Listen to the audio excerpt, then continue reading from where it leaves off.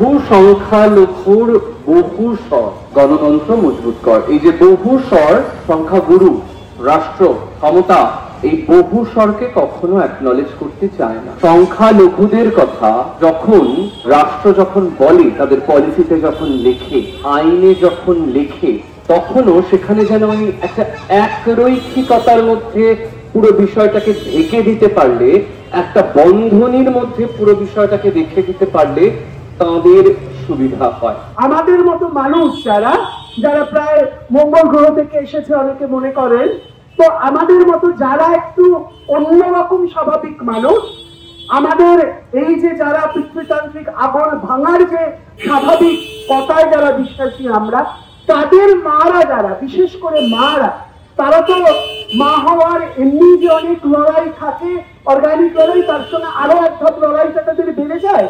সেই লড়াইকে অতিক্রম করে উত্তীর্ণ হয়ে যারা আমাদের বুকে আরো বেশি করে টেনে নেন, আমি একবার এই মারা যারা আমাদের প্রতি মুহূর্তে সাহস যোগান, যাদবপুরের কমরেড, দেউচা বাচাবির কমরেড, প্যালেস্টাইনের কমরেড, ট্রাম্পের বিরুদ্ধে লড়াই করো, ট্রাম্পের বিরুদ্ধে লড়াই করো, সাম্রাজ্যবাদী ট্রাম্প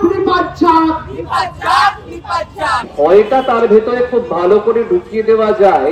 তুমি কিন্তু 10%, তুমি কিন্তু 80%, এইসব হিসেব যদি গোলমাল করে দেওয়া যায়, এসব হিসেব যদি এলোমেলো করে দেওয়া যায়, তাহলে খুব সুবিধা হয়। জানেন, আমরা প্রতিবন্ধকতা যুক্ত মানুষ 2011 সালে লাস্ট সেন্সাস হয়েছিল, হ্যাঁ, তারপরে না আবার সেন্সাস হয়নি।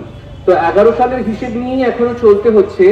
আমাদেরকে বলা হয়েছে প্রতিবন্ধকতা যুক্ত মানুষরা ভারতবর্ষে মাত্র 2.21%। এই যে এই শতাংশটা দিয়ে দেওয়া হলো, একটা হিসেব, একটা অঙ্ক, একটা সংখ্যা আমাদের সামনে ধরিয়ে দেওয়া হলো, অমনি মনোবলটাকে একেবারে ভেঙে ঘুরিয়ে দেওয়ার প্রাথমিক চেষ্টাটা ওইখানে করার হলো। ভাগগুলো যদি করে দেওয়া যায়, তাহলে ওই সাদা কালোর ভাগ দিয়ে, সাদা কালোর ভাগের ফোকল দিয়ে অনেক আগ্রাসন গলিয়ে দেওয়া যায়। ক্ষমতা কায়েম রাখবার এ খুব একটা বুনিয়াদী কথা। আবার অ্যাট দ্য সেম টাইম প্রতিবন্ধী, তুমি প্রতিবন্ধী হয়ে গেল একটা ক্ষোভ।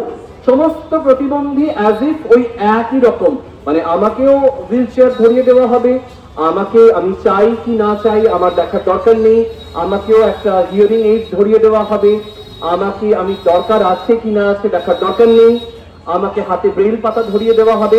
তুমি তো প্রতিবন্ধী, প্রতিবন্ধীদের যেন ওই সবাই ওই একই রকম। বিচারটা সংখ্যালঘু এবং সংখ্যাগুরু নয়, বিচারটা হচ্ছে প্রিভিলেজ এবং আন্ডার প্রিভিলেজ। কোনো একটা সমস্যার সঙ্গে অন্তর থেকে একাত্মতা হতে পারে, সেটার কাছে দাঁড়ানো যায় না। শুধুমাত্র সামাজিক ভাবে নয়, লিঙ্গগত ভাবে নয়, অর্থনৈতিক ভাবে নয়, এমনকি পারিবারিক ভাবে নয়, এরকম ভাবে যারা সংখ্যালঘু নয়, তাদেরও কিন্তু একটা মার্জিনালাইজেশনের ফিলিং এক্সপিরিয়েন্স থাকে, যেটা ব্যক্তিগতভাবে আবার আছে। আমরা সবসময় কিন্তু এক ধরনের দ্বন্দ্বের ভিতর দিয়ে যাই। আমাদের যে মনের সংস্কৃতি, আমাদের যে যাপন, তার মধ্যে দ্বন্দ্ব যেগুলো আমাদের প্রত্যেকটা মুহূর্তে আমরা যেগুলোকে এনকাউন্টার করি বা যেগুলোর সঙ্গে যেগুলো ভেতর থেকে বাধ্য হই, সেগুলোতে আমরা কতটা নিজের কন্ট্রোল রাখতে পারি সেটার উপর অনেক কিছু ডিপেন্ড করে। আসল যে চাহিদা, খাদ্য, বস্ত্র, বাসস্থান, তার সাথে সাথে আজকের দিনে আমাদের পরিবেশ এমন অবস্থায় এসে দাঁড়িয়েছে, আমাদের কিন্তু শরীরের নানা রকম অসুবিধা লেগেই আছে। তার সাথে সাথে আমরা যারা ট্রান্সম্যান, ট্রান্সওম্যান এবং আমার কমিউনিটির মানুষ যারা আছে, এলজিবিটি আইকিউ কমিউনিটির মানুষরা, তাদের নানা রকম হরমোন চলতে থাকে, সার্জারি হতে থাকে, তার জন্য তাদের আরো নানা রকম প্রবলেমের মধ্যে দিয়ে তাদের যেতে হয়। আজকে একটা সরকারি হসপিটালে আপনারা যান, কটা ট্রান্সজেন্ডারদের জন্য বেড রাখা আছে। একটা ট্রান্সজেন্ডার আজকে শরীর খারাপ হলে অ্যাক্সিডেন্টে গেলে কোথায় রাখবে তাকে? তাকে কোথায় মেলে অ্যাডমিট করবে?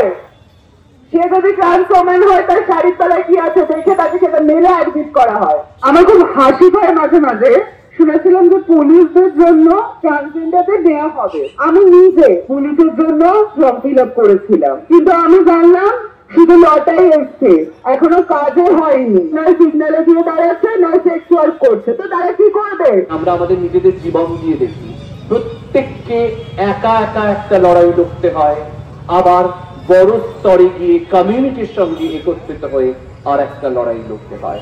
আমাদের বহু স্বর, আমাদের এক স্বর। তার ঘরে চরেনি দ্বীপ ছিল আধার নিষ্প্রদীপ, জোট বাঁধো তৈরি হও, জোট বাঁধো তৈরি হও। কার বাছার মেলেনি দুধ মাতৃহীন শুকনো মুখ, জোট বাঁধো তৈরি হও, জোট বাঁধো তৈরি হও। तो उनका बेवचा पता नहीं शुद्ध अंडा का बहु जगह और उनका उनका समस्या में जेमन पुरुलिया गुड़गा डैम गाड़ी घोड़ा एत बढ़ती चला रोड रे पॉल्यूशन एत बढ़ती जे आम रोड से चला लेना एत धूड़ी को जे आम मज करते बाहर हम जान সমগ্র তপসিদ্ধ বলে একজন মারা যান, তাকে খুন করা হয়, দুদিন পরে তার দেহ উদ্ধার হয়। ইভেন তার আজ পর্যন্ত কোনো শাস্তি হয়নি, তার খুনিদের তো পার করা দূরের কথা। হেলেন কেলার পেরেছিলেন, তুমি কেন পারবে না? স্টিফেন হকিং পেরেছিলেন, তুমি কেন পারবে না? একটা সামনে ইন্সপিরেশন হিসেবে দাঁড় করিয়ে দাও। ছককে ভাঙতে গেলে আগে তো আমার ছকের মধ্যে প্রবেশ করতে হবে, আগে তো সম্মতি দিতে হবে, হ্যাঁ আমি তোমার ছকে প্রবেশ করব, তোমার চক্রব্যূহে ঢুকবো আমি, কিন্তু ঢুকে তারপর সেই চক্রব্যূহকে ভেতর থেকে ভাঙবার চেষ্টা করব। যদি ভাঙতে না পারি, যদি অভিমন্যু হই, যদি ভেতরে ঢুকে পথ হারিয়ে ফেলি, তাহলে আমার মৃত্যু, আমার রক্ত, আমার চোখের জল তোমার ওই জয়ের হিসেব নেবে, আমার হারের হিসেব নেবে আমার রক্ত।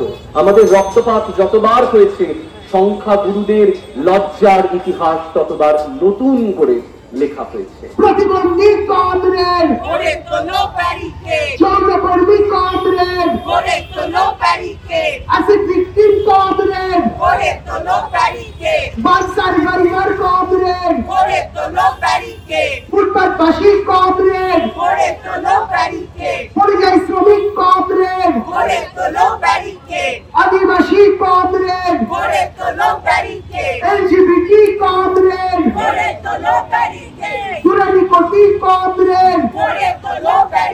বাংলাদেশে একটি ছোট্ট মেয়ে, তার নাম হচ্ছে আসিয়া।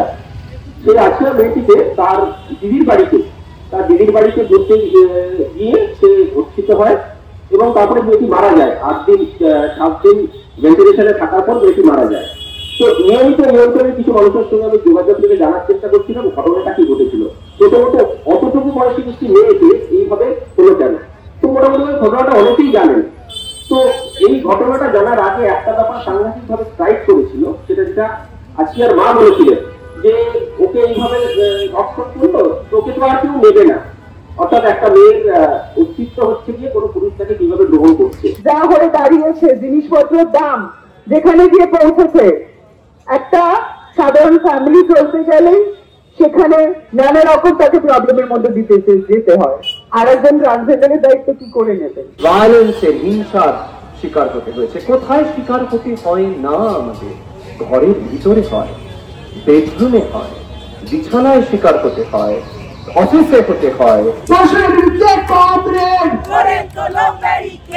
অভয়ার ভয় নাই, রাজপথ ছাড়ি নাই, সুজেক্ততার ভয় নাই, রাজপথ ছাড়ি নাই, রিজওয়ানুরের ভয় নাই, রাজপথ ছাড়ি নাই, নৈফেবুলার ভয় নাই, রাজপথ ছাড়ি নাই, বরুণ বিশ্বাসের ভয় নাই, রাজপথ ছাড়ি নাই, হাত রাতের ভয় নাই, রাজপথ ছাড়ি নাই, আসিফার ভয় নাই, রাজপথ ছাড়ি নাই। মোটামুটি রাত 8টা 8:30 পর্যন্ত যখন আপনারা এই 5 নম্বর রুট দিয়ে যাতায়াত করবেন, আপনার কান এমন ভাবে ঝালাপালা করে দেওয়া হবে, আপনাকে বুঝিয়ে দেওয়া হবে, মানে আমাকে অন্তত বুঝিয়ে দেওয়া হয় তুমি এখানে অবাঞ্ছিত। আমি যখন রাস্তা পেরোতে যাই কোনো ধৈর্য নেই যে এই মানুষটি রাস্তা পার হওয়ার চেষ্টা করছে, আমি অযথা হর্ন বাজিয়ে এই মানুষটিকে এবং তাকে যিনি সাহায্য করছেন তাকে আমি বিব্রত করব না। Rights of persons with disabilities act 2016 সালে বলে দেওয়া হয়েছে আগে ছিল 7, এখন হলে 21।